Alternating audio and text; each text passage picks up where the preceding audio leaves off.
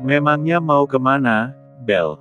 Tanya Zain sambil melangkah mendekati Bella dengan begitu perlahan. Bella harus memeras otak untuk memberikan jawaban pada Zain.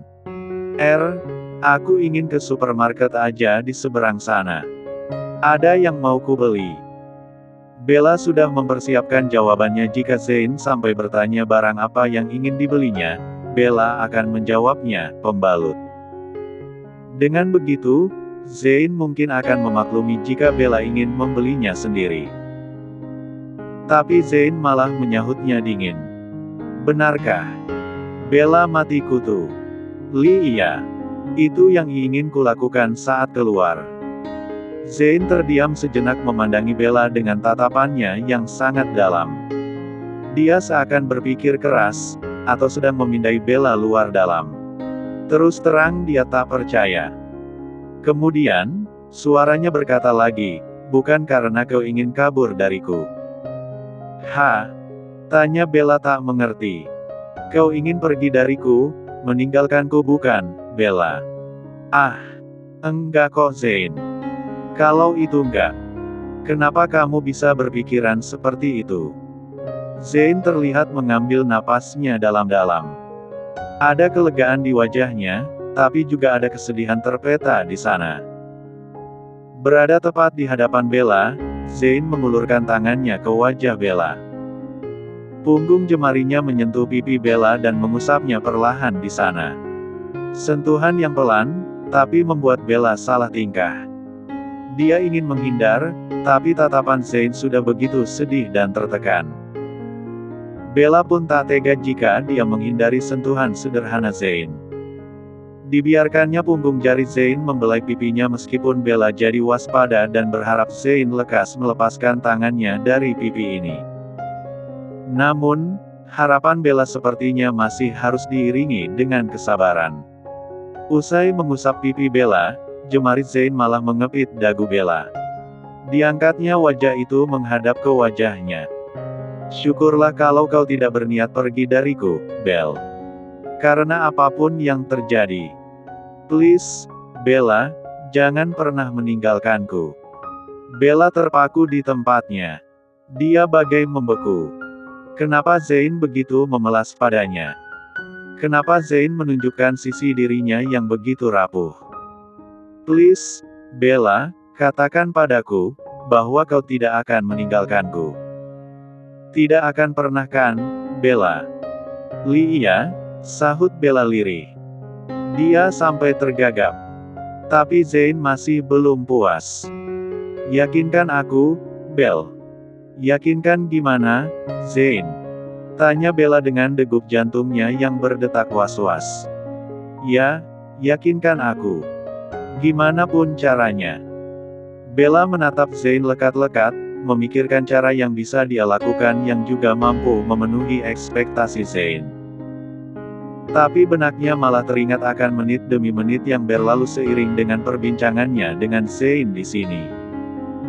Jika mereka bicara sampai setengah jam lagi, Bella akan terlambat tiba di bandara. Tapi apa yang bisa dia lakukan untuk mengakhiri percakapan mereka lebih cepat?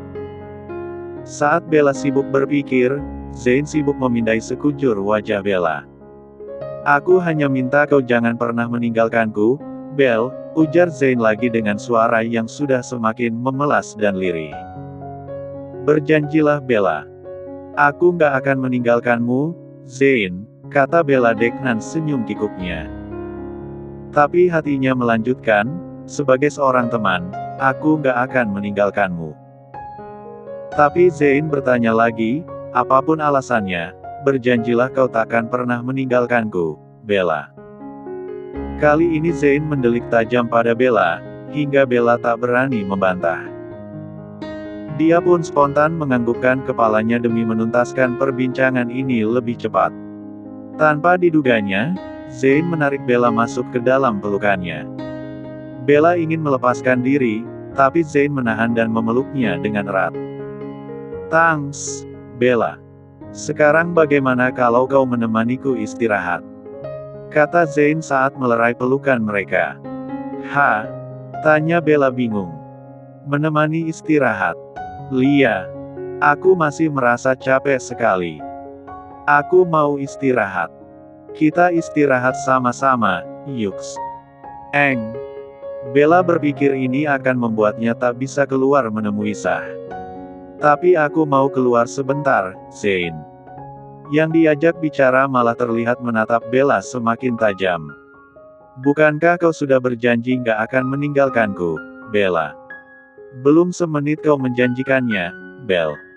Serunya dengan nada suara yang sudah meninggi. Bella terkejut hingga kedua bahunya terlonjak. Kenapa Zane cepat sekali terpancing emosinya? Apakah karena dia sedang sakit? Kata orang sakit itu rapuh, mudah tersinggung, mudah marah. Semua karena tubuhnya tidak terasa nyaman. Aku hanya ingin keluar sebentar membeli pembalut, Zane. Bukan hendak meninggalkanmu. Jangan bohong, Bella. Aku tahu di kepalamu kau ingin meninggalkanku. Membeli pembalut hanyalah alasan karanganmu belaka. Ken, kenapa kau bisa berpikir begitu, Zane? Aku sungguhan mau beli pembalut. Tidak. Kalau kau hanya ingin membeli pembalut, bukankah kau sudah tahu prosedur tinggal di apartemenku ini selama beberapa hari? Apapun yang ingin kau beli, kau tinggal memesannya pada Valdo. Valdo akan menyampaikan pada kurir dan kurir akan membawa barang pesananmu ke sini. Ke hadapanmu dengan cepat. Tetapi Zane, yang ingin ku beli ini pembalut. Aku nggak mau dibelikan orang lain, apalagi laki-laki. Ada banyak jenis pembalut di luar sana. Kalian laki-laki takkan mungkin mengerti. Selesai Bella bicara, Zane menatapnya dengan pandangan terluka. Zane pun kemudian berbalik badan dan kembali ke kamarnya. Bella ternganga, apa yang telah membuat Zane terluka? Apakah ucapannya? Tapi, Bella pun tak mengerti, kenapa? Bukankah mereka hanya sedang membicarakan pembalut?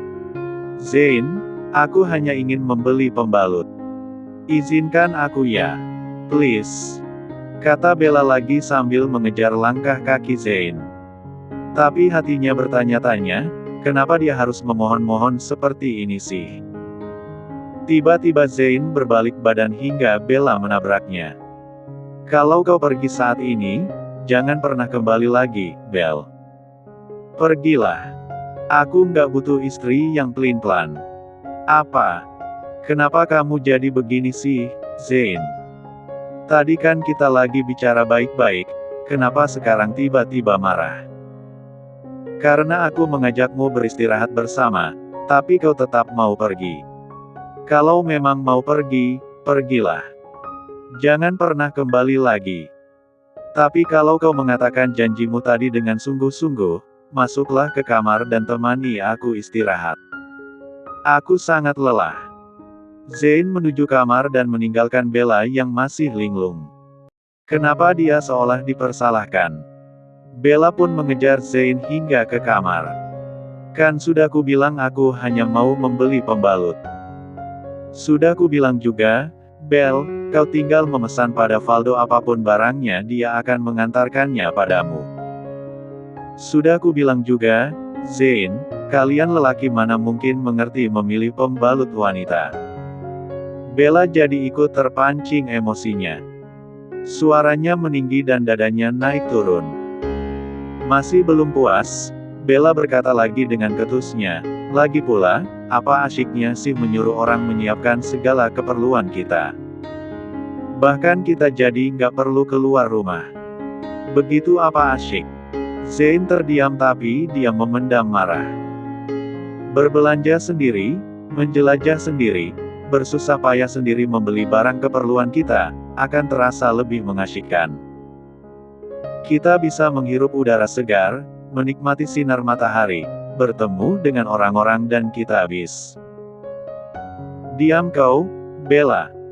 Memang kehidupanku seperti ini sangat tidak mengasihkan. Aku mendekam dalam rumah nyaris sepanjang hari sepanjang bulan.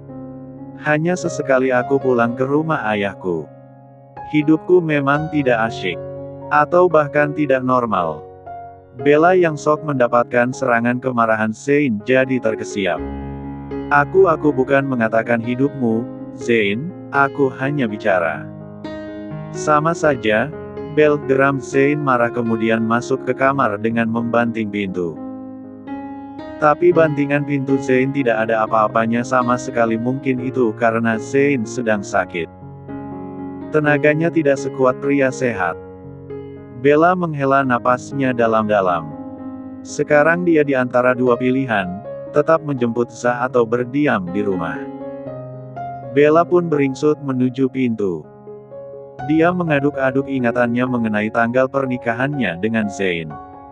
Memalukan rasanya karena Bella tidak mengingatnya di luar kepala. Bella mengeluarkan ponselnya untuk melihat kalender. Dia menghitung-hitung sambil menyesuaikan tanggal dari ketika dia meninggalkan Zah, kemudian ibunya sakit, dan banyak hal lainnya. Tapi tetap saja Bella tidak ingat dengan pasti tanggal berapa dia menikah dengan Zane. Akhirnya Bella mencoba tanggal yang terdapat di hari Sabtu, tapi pintu tiba-tiba berbunyi menunjukkan Bella salah password. Apa? Salah. Bella semakin geram dan segera mencoba lagi untuk tanggal yang hari Minggu. Masih salah. Bella kembali mencoba beberapa tanggal di sekitar itu, meski bukan hari Sabtu dan Minggu. Dia bahkan mencoba di tanggal-tanggal yang berada di minggu sebelum atau sesudahnya. Mungkin karena terlalu cepat dan banyak mencoba tapi salah terus, tombol PIN itu tiba-tiba berbunyi cukup kencang dengan sebuah tulisan tampil berkedap-kedip di layarnya. Error. Bella terkejut. Error. Gumamnya frustrasi. Lalu harus bagaimana ini? Bella masih kebingungan dengan kunci pintu milik Zane. Ingin meminta bantuan Zane, tapi Zane sudah marah padanya. Tidak mungkin Zane mau membantu, meskipun Bella tak mengerti apa yang membuat Zane marah. Tapi jika dia tidak meminta bantuan, tidak mungkin dirinya bisa membuka pintu ini. Pikiran Bella pun jadi penuh sesak, apa yang harus dia lakukan? Bella mondar-mandir berkali-kali hingga dia memutuskan meminta bantuan Zane. Biarlah Zane marah, yang penting dia bisa menemui Zah di bandara. Zane. Panggil Bella saat melihat pria itu sedang rebahan di atas tempat tidur. TV di depan tempat tidur menyala dan arah pandangan Zane ke layar TV. Sahut Zane tanpa menoleh padanya. Kenapa kamu marah, Zane? Tanya Bella yang memutuskan untuk mendekati Zane dulu sebelum memintanya membuka pintu. Tidak apa-apa. Aku tidak marah. Apaan yang gak marah? Tadi kamu ngomongnya begitu, masa gak marah? Zane tidak membalas ucapan Bella. Pandangannya terus mengarah ke televisi. Bella pun duduk di pinggiran tempat tidur. Zane. Itu PIN pintu error. Aku tadi sudah mencoba dengan tanggal pernikahan kita, tapi entah kenapa malah error. Zane mendengarkan dalam diam. Tapi dia tahu, PIN pintu error karena Bella salah memasukkan PIN untuk kesekian kalinya. Hatinya semakin tersayat rasanya. Namun masalah pintu, PIN pintu akan netral lagi dengan sendirinya begitu percobaan tidak lagi dilakukan, meski butuh waktu 5 menit. Tapi Zane tidak berniat memberitahukannya pada Bella. Sama dengan tidak berminatnya dia menceritakan kepada Bella kenapa dia tiba-tiba memasang PIN pintu, padahal sebelum ini dia tidak mengaktifkan PIN pintu yang di bagian dalam. Zane. Bella mulai mendesaknya. Benaknya sudah dipenuhi dengan Zah. Dan pembicaraan ini semakin mengurangi waktunya yang tersisa agar tidak terlambat tiba di bandara. Nanti akan kuperbaiki, Bell. Sekarang, temani aku nonton dulu. Ini ada film bagus. Ayo. Zane bergeser ke sisi kanan ranjang sembari menepuk space kosong di sampingnya agar Bella ikut berbaring di sana. Bella melihatnya, hanya tak mengerti kenapa Zane bersikap seperti itu padanya. Satu waktu Zane marah, tapi sekarang dia sudah tak marah lagi. Tapi aku benar-benar butuh pembalut, kata Bella lagi. masih tak mau menyerah dalam usahanya. Baiklah. Akan ku minta Valdo membelinya. Zein, sudah ku bilang, kalian tak akan mengerti yang mana yang ku mau. Baiklah, nanti abis film ini aku akan menemanimu ke supermarket. Sekarang duduklah dulu di sini dan temani aku. Ucapan Zein tak terbantahkan. Wajahnya pun terlihat lebih menuntut. Mau tak mau Bella memaksa dirinya untuk beringsut dan duduk di tempat yang diminta Zein. Sepanjang film berlangsung, tak sekalipun Bella bisa menikmatinya. Tak sedetik pun dia mengerti apa yang ditampilkan di film itu. Hanya Zein yang terlihat menikmati semuanya. Detak jarum jam bagaikan hitungan mundur bagi harapan Bella bertemu dengan Zah. Meski begitu, Bella masih tak mampu memikirkan cara apa lagi untuk bertemu. Dia seperti dikurung Zein di dalam apartemen. Bella pun menghela napasnya dan mengambil ponselnya. Sialnya ponsel itu sudah mati kehabisan daya. Bella mengecas dengan berpikir baru akan menyalakannya nanti jika sudah 10 atau 20%. Setelah mengecas Bella melirik jam di dinding. Sudah hampir pukul 4. Jikapun dia bisa keluar dari apartemen ini pada akhirnya, tetap saja dia akan terlambat tiba di bandara. Bella kembali tanpa sadar menghela napasnya jauh-jauh. Sepertinya dia harus merelakan kesempatan kali ini untuk bertemu Zah.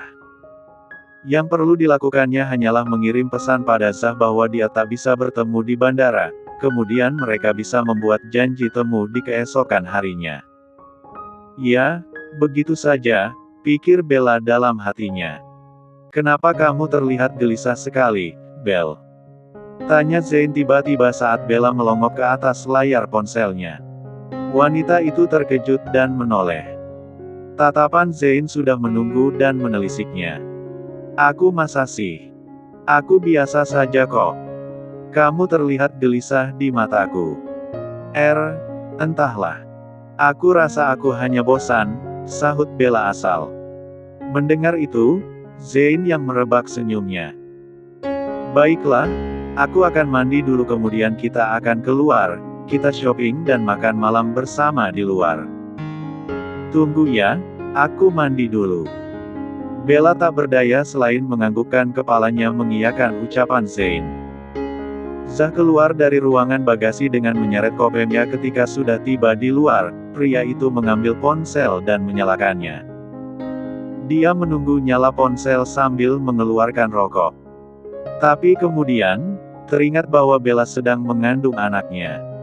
Ada baiknya dia berusaha berhenti merokok. Zah memasukkan lagi rokok dan Zippo-nya kemudian mengutak-atik ponsel yang telah menyala. Tidak ada pesan dari Bella. Giliran Zah yang berusaha menghubungi Bella. Tapi nada tak tersambung yang dia dapati. Mungkin sedang cas, atau ponselnya mati dalam perjalanan, pikir Zah sambil mendudukkan dirinya di bangku tunggu. Dia merasa yakin-yakin saja jika Bella akan datang. Tapi ketika menit demi menit berlalu hingga setengah jam sudah dia menunggu, Zah mulai cemas. Dia mulai mencoba menghubungi Bella lagi. Ponsel itu masih tak kunjung tersambung pada nomor Bella. Kini Zah yang mulai cemas. Haruskah dia meninggalkan bandara dengan taksi? Tapi bagaimana kalau ternyata Bella sudah setengah perjalanan? Kasihan juga Bella datang tapi tidak mendapati dirinya. Zah pun jadi menunggu lagi. Sambil menunggu dia terus berusaha menghubungi Bella. Setengah jam berlalu lagi dan semuanya tak membuahkan hasil. Zah kini bangkit dari bangku tunggu dan mulai memanggil taksi. Di benaknya, dia harus cepat tiba di apartemen dan segera mencari tahu apa yang terjadi pada Bella.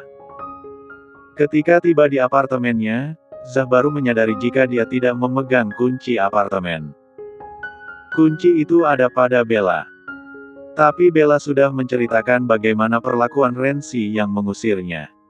Itu berarti, kunci itu ada pada Renzi. Sialan. Zah pun mengambil ponselnya dan mencari nama Renzi. Ketika tersambung, Suara Rensi terdengar begitu ceria.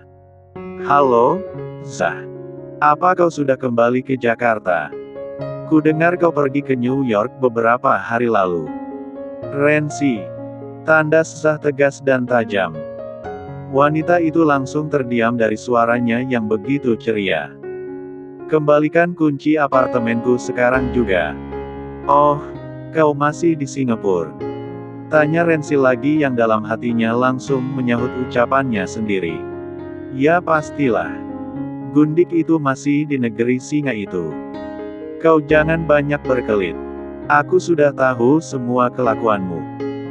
Sekarang kembalikan kunciku, dan aku mau kau minta maaf pada Bella. Astaga, Zah. Kau memang sudah gila. Dia itu istri adikmu. Yang aku lakukan adalah menjaga nama baik kalian berdua. Aku tidak mau berdebat lewat telepon. Sekarang, kau datang ke apartemenku dengan membawa kunciku. Setelah itu, kita bicara serius. Rensi yang memang masih di negeri singa itu pun berdecak kesal. Tapi dia tak bisa menolak perintah Zah. Sekalipun Zah marah, hati Rensi tetap saja merindukan pria itu. Jadi, diajak bertemu untuk dimarahi. Why not? Oke, aku akan ke tempatmu sekarang juga. Tunggulah 15 menit lagi.